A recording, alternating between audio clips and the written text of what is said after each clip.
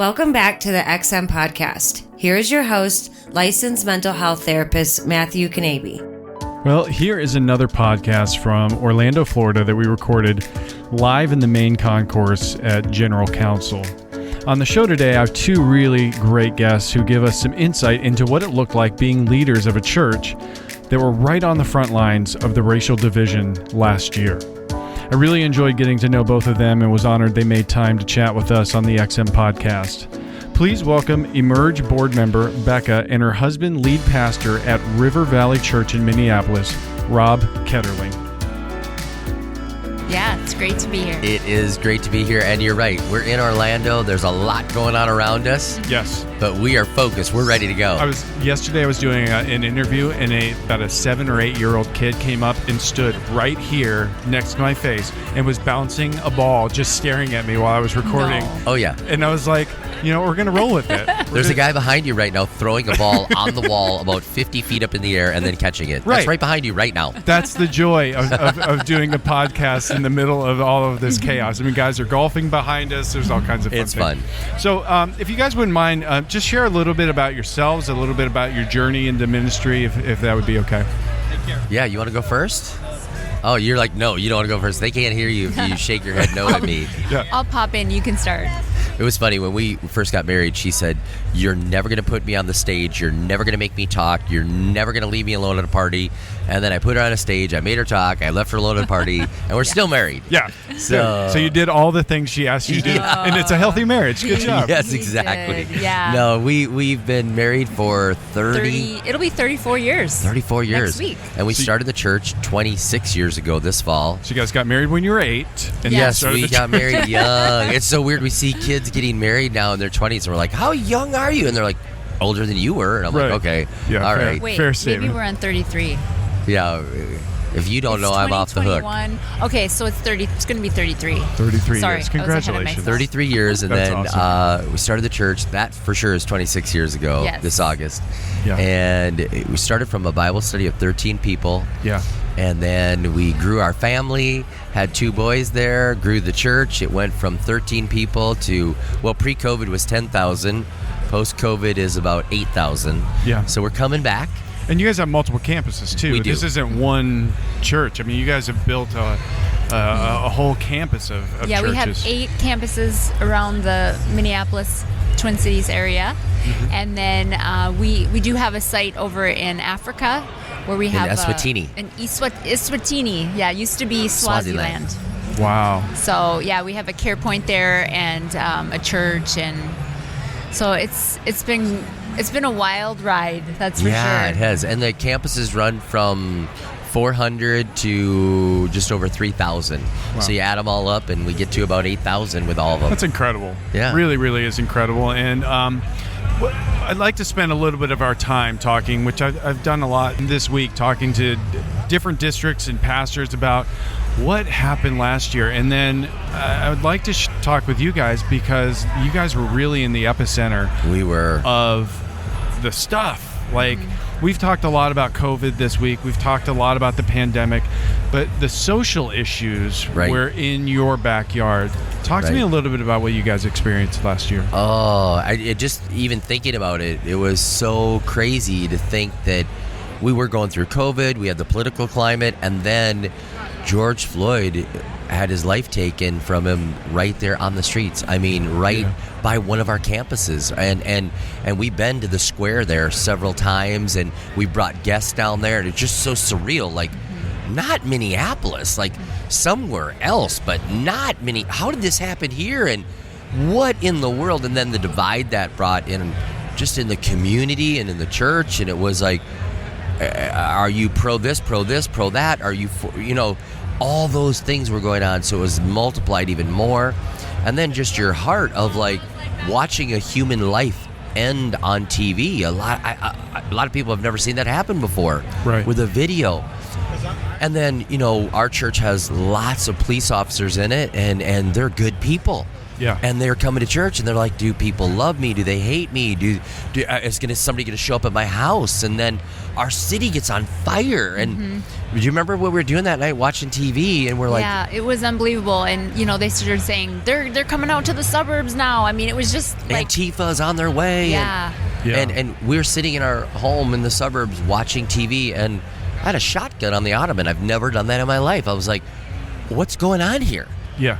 And then you're like, we've got a minister. And then we knew, like, in the midst of the chaos, we weren't going to run into the fire, like, into that night. Sure. But the next morning, we were there. We mobilized the church. And here's what we just decided, like, maybe the church isn't good activists, but we are good at loving the hurting. Absolutely. And so we went in and loved the hurting. Yeah. And we brought food. Yeah. And we brought food trucks. And we cleaned up the debris and the fire. I mean, there was buildings that were still smoldering, that next morning. And we were there, like, helping to clean up. And it just felt really...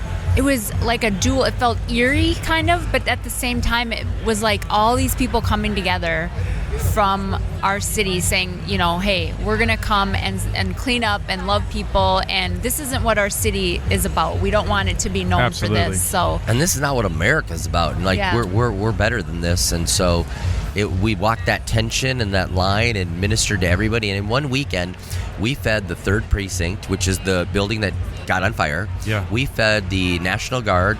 Okay. We fed at 3 different churches. We went on the street and fed people on the street.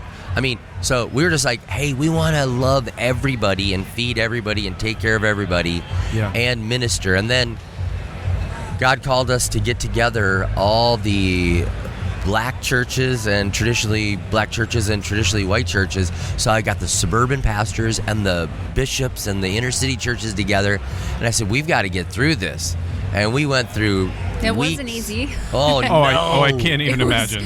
Probably one of the hardest things you've ever done. But, like, throwing it out there, like, if we don't show love, how's the world ever going to see love? For sure. And so we had to have some gut-wrenching, like, I won't even tell you what the topic was, but we were doing Zoom because it was COVID, right? Right. And so we're doing it over Zoom. So you're trying to reconcile and bring peace over Zoom. Yeah. And then there was one, and Bishop Howell, who was leading all the black churches, he just said, well, all the black churches are going to sign off right now, and the white pastors better figure that one out. Let us know what you got. And they all signed out, and they went off. Oh, my gosh. And there was one Indian guy, and he goes, I'm not sure what I should do right now. He's like, I'm really not sure. I said, person of color. That's a ton of pressure. It was, but we got through it. And at the end, Amen. We stood together outside the government center, and we prayed together, knowing that prayer was going to make a difference. And we stood together in love, saying, we hurt with each other. We don't understand everybody's past. We don't understand their present hurt, but we're going to be present in your present hurt. Yeah. We're going to be present in your present hurt, and we're going to get through this. And we did. We did. Wow. God showed up. Talk to me a little bit during that time. Obviously, Emerge, we focus on mental health. That's what we do. I'm a mental health therapist. Talk to me on a micro level for the two of you. When all of this is going on, how does that affect the two of you emotionally, spiritually, mentally? I mean, it's like on a micro level, and then we'll talk on a macro level what it looked like in the church. Right. What would you say about that? I think it tends to bring you together, when you realize that, like, I knew what he was doing to bring together all these pastors and bishops, like, was so hard, and he was trying so hard because he knew that God had asked him to do that. So I really felt like it kind of brought us together, since we were kind of, battling the same enemy. I mean, it's all the same enemy, right? Yeah. But I feel like it brought us closer, and just, when one of us has a bad day, the other one's there to pick them up. And I think that was really, really crucial during that time, because with so much division everywhere else, we're like, we need to be more unified than ever before. And so I think it brought us closer. It helped us just realize, first of all, the blessings that we have, but then also what we can do to help others. So I think the best thing was, the hard times bring you closer, and I think it did that for us. It personally. Really did. It felt like being together was like circling the wagons, and us together was like, we're good, and we were keeping But us keep good. checking in. Yeah, like we're good, we're good. That was a question, I think. Yeah. That was a statement. So there was a lot of that, but COVID also shut you down, so you did have more time together. Yep. I mean, so there was plenty of time together, so we didn't have to second guess each other. Yeah. Because if you don't have enough time, then you start, why are they doing that? Why'd they say that? So we stayed close and actually got closer, and then each circle from us felt like it just got, I don't want to say more risky, but it just brought more variables into the equation. But us at this level was solid, so solid. What did you guys notice then on the macro level within your congregation and your churches regarding the mental health, the stress, the anxieties, depression, fear? What were some of the things that you noticed during that time? The above. Wow. I mean, we thankfully have not had one single COVID death in our church, Wow. but we've had 4 suicides. Yeah. So we really felt the pressure of, what was going on and all the isolation and all the shutting down, and it really affected people for sure in our church. Yeah, matter of fact, we even said at one point, like, we were aggressive to reopen the church. Mm-hmm. And I just, from the Bible, it says it's not good for man to be alone. Absolutely. And then if you think about how you punish prisoners, like they're already in prison, how are you going to punish them? You put them and make them alone. Yeah. And so I was like, it's not good to be alone. Yeah. And so we're going to get back together, and the suicides happened right away in COVID, like Really? within a month. And so we're done with this, and we're opening, and we're going to bring hope. And then people are like, well, you could endanger people's lives. And I said, listen, we are a sanctuary church. We are there for people that are struggling, and we're going to open up. And if somebody catches COVID, that's one thing, but we're going to try to save them from taking their life. Yeah. And so we were open. Yeah. And unashamed about it. And so that was one thing. And then we noticed brother turned against brother, neighbor against neighbor, young against old, and it was just every level. And so we just felt like we became mediators, if you will. And we realized that people that were entrenched in their thinking, we couldn't change them. That's right. But if they were at least open, like, okay, she caught COVID. Okay. And I caught COVID from her on purpose. And I know that sounds crazy, but I wanted to get it over with. I wanted to get the antibodies. He's like, if I have to be home for 10 days quarantined with you, I might as well get it. So I literally called a medical professional. I said, how can I get it? Do I kiss her? And he said, no, you got to get it through your nose. So I took all my fingers and touched her nose and put them up my nose. I really did. I did. I appreciate your transparency. Yes. And I said, I trust my antibodies. It's amazing anybody got COVID then. I mean, if you had to go to that extent, it's like... Yeah, because I had heard people like living in the same house and they didn't get it. I thought, I'm not quarantining with you, and then I'm going to get it over. I want the antibodies. That's what I thought. Yeah. So I did that. Well, we send an email out to the whole church with a video telling us that we both have COVID. We're good. And people are like, you are evil people. You hid the message in a video in the email. I'm like, we sent the email to 33,000 people to tell them we have COVID. We're not evil people. So people were irrational. Yeah. And you had to say, this is just like one of those moments in history where people are not thinking straight, and you just have to love better than they're thinking. Yeah.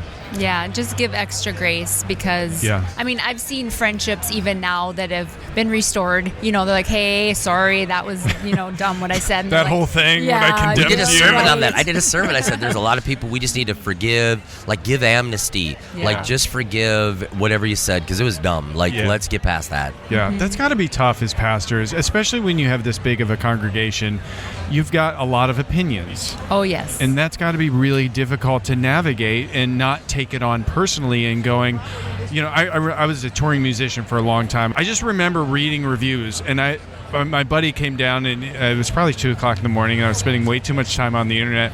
He goes, how many of those did you read? And I was probably like 2,000. He goes, and I'm like, people are ripping me apart. He goes, how many of those are ripping you apart? And I said, probably about 25. He goes, you're focusing on 25, yes, right. But yes. I would. Yes. I would sit there and be like, oh, you think I have a terrible haircut? Why would you? Yeah.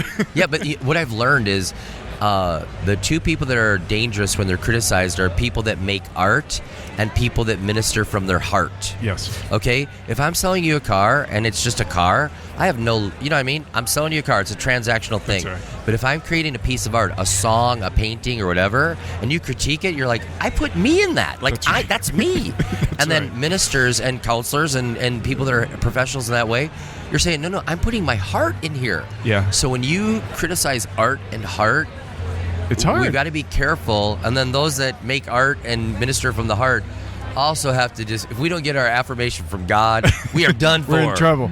I can't tell you how many times, oh, he sold out. He sold out. Oh, yeah. It's like, I sold out. I wrote the next record. Like, what's and if I don't sell something, I'm not going to be able to do another record. Exactly. That's so funny. What are some things that you guys would like to say to maybe younger leaders moving forward, people who are like emerging right now, that are going to be coming into places of leadership? This is coming out of one of the strangest times that I think maybe in our lifetime we'll ever have. I pray to God that it is, Right. unless he decides to come back, you know. But in my lifetime, this was by far the strangest thing. What are we saying to the young people, the young leaders, maybe pastors that are going to be moving forward out of this? I would say get wisdom rather than just information. There's something about a wise voice that's speaking into your life, whether it's a mentor, a counselor, a friend that gives you wisdom versus just information. Yeah. And there's a lot of information out there, and you can find whatever angle you want. But when you have somebody that can give you that wisdom, the other thing is, like, don't overreact. We kind of do this, don't we? We talk. He should talk. He's a major overreactor. I do. I can give you a card. We can work on that. And she even says, don't overreact to my overreacting. And I'm like, what do you mean? Wait a minute, you're overreacting and I'm overreacting, you're overreacting? But yeah, don't overreact. That's right. And I don't know. It's really that affirmation has to come from God. It really does. You have to be secure and at peace in that. Yeah. And I always feel like this way: if I'm really doing something with integrity and honesty, and I'm trying to do what's best for God, for His kingdom, for me, and there's no angle, there's no hidden motive, God's grace will fill in the gaps if I'm really doing it from a pure heart. Yeah. But if I'm doing it from a corrupt heart or an angle or advantage me, you lose, then I think God's like, you're on your own. Mm-hmm. I'm not giving grace for that, you know. But I'll give a lot of grace and fill in the cracks for your mistakes when you're really sincere and you're doing it right and your heart and motive is pure, you know. That's great. So those are things that I think. And then I don't know. I will tell you this too. If they're it still hurts. Like you say, the 25 reviews and the whatever. Right. It still hurts. It stings. But your recovery time is less. Yeah. You might have, stewed on it for like 2 days. Like, I can't believe that person in Idaho. It's not even what I meant. And then, after a while, you're like, okay, I don't see that view, but I'm going to move on. Yeah. So your recovery time from criticism gets quicker if you're healthy. Yeah. If you're healthy. Yeah, totally. And, I think what you were saying, we lived in a very big year of reactionary issues. Yes. And I tell clients all the time, we need to be responders, slow to respond, not to react, and it's like taking in the information, getting, not taking what's being necessarily fed to you and just regurgitating, but like, let's take it in and then allow the Holy Spirit to filtrate that. Yes. And then we respond. Becca, you are on the board of Emerge, and I just want to real quickly talk about your journey to there, and then a little bit about your connection with Emerge, because our board is so important to us. So yeah, so we had heard about Emerge, so we had Emerge come and do some marriage stuff for our staff. Yeah. And it was, I think, at one of those meetings that we were just talking with some of the leadership, and I shared my story about how I've just dealt with a lot of anxiety over the years and had a bout with depression, and so that's kind of what got me connected with the board. I was just asked to be on the board after hearing my story and just how I had gone to a counselor for the very first time after this happened, and it just was so freeing for me. And so I just love being a part of Emerge, and and being on the board because I love what Emerge stands for. And I love that we're taking away the stigma, of counseling especially in the Christian world, because I think, especially as a pastor's wife, for so many years, I thought, well, I should be able to have this all together. Like, I shouldn't need to go to counseling. Like, right. I just need to go to the Bible, right? Yeah. And Do you remember when we went to counseling? Oh, yeah. So her sister had just died. Oh. And she was just distraught, and it was not a good time. I kind of had one of those Stug moments, those sudden temporary upsurge in grief when I saw my sister's place of business where she used to work. Yeah. And all of a sudden, it just hit me, and I just went into this deep depression. Yeah. So then we went to the counselor, and I remember this. I said, "No, we're in our own community. Somebody might know you. Are you okay?" She's like, "Yes." And I was like, "Oh, she's serious." Yeah. And I was literally at such a low point. Like, I could care less. I didn't care who was there from the church. I didn't care who saw me. And he was, I think, more concerned about. We walked in, and there was somebody from the church. Yeah, and of course there is. Of course there was. Of course. And she's like, "Hi," and I'm like, "Hey, we're here for us, her, me. I don't know." And we're here for something. And then we went to the counselor, and it was funny.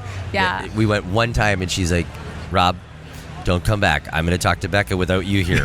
Because you talked the whole time. Yeah. She's like, "Becca, I kind of would like to know how you're feeling." Yeah. That's good. Here's the thing. I appreciate you being open and transparent about that. One of the big things at Emerge, we're trying to help remove this stigma that it's okay to not be okay. Right. Yes. I would never be at Emerge if I didn't go through an anxiety and panic disorder. Right. And my boss was my therapist. And, at the end of our time together, I was in a major transition in my life, and he's like, "Do you ever think about doing what I do?" And I'm like, you're crazy. Like, that's insane. Like, but that was the journey, and I appreciate so much when people are able to go, you know what, I dealt with this stuff, because a lot of times we need to hear other people go, "Oh, Becca went through that?" Yeah. I'm not on an island. I'm not alone. Right. It's so good. And I just really learned through that time that the best thing to do is to talk about it.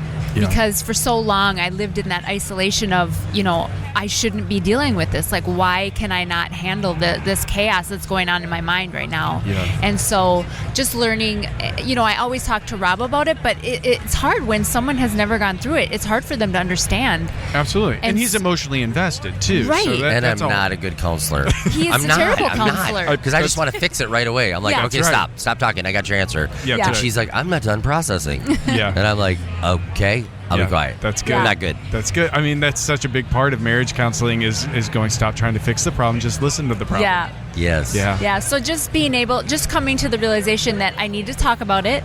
And I was super open, like, even with the people at church, I'm like, "Hey, I'm having a really tough day right now, and I just need you to give me some grace. I'm really struggling with my anxiety right now, And Remember so our staff meeting? We had staff Christmas party, and she broke down, and we left early, and I was like, "Y'all need to pray for us." You need to pray, like right now. Yeah. And we came out of it, and she told everybody this is what was going on, and I'm getting better. I'm getting healed.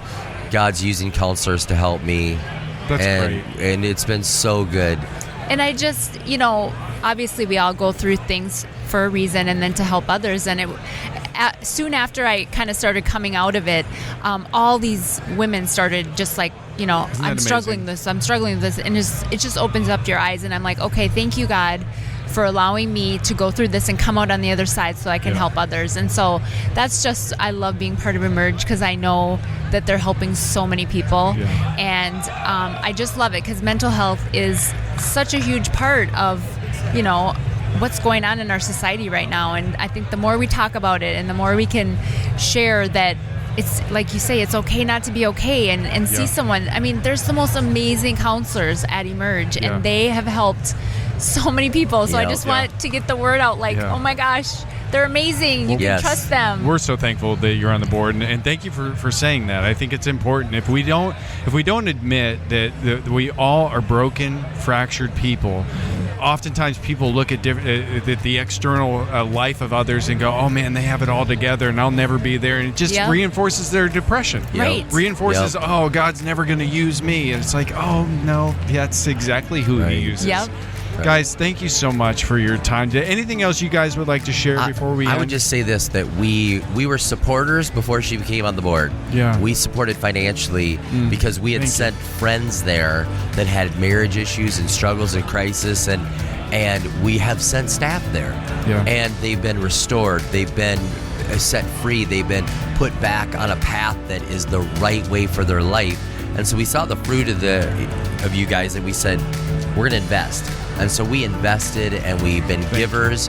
And now that she's on the board, we're even bigger givers, But we love you guys. Yeah. And I just want to say that before she was on the board, we even gave because we saw the results and the fruit. Well, and the thing is that is our mission, to support our churches and our pastors and their congregations. I mean, that's our whole thing. And that's what we do. Thank you guys so much. Thank you for your time. God bless you guys. Appreciate really, really you guys spending time with me today. And thank you for what you're doing. Thank you. We love it. Well, it has been quite a year for so many. I want to say thank you to Becca and Rob for sharing a bit of their story and how they navigated such a critical time in their church's history. We at Emerge value our board members and really appreciate Becca and her place on that board. It really has been a divisive year on so many levels, and Rob and Becca really demonstrated some godly principles to be walking out during these difficult times. Thank you both for sharing. Please, if this is your first time listening to the podcast, go back and check out other episodes from Season 1 and our current season, which we are in Season 2. Give us a like, follow, or comment, which is greatly appreciated. And check out emerge.org for more info on our ministry based out of Akron, Ohio. Well, until next time, or when our Savior comes, God bless.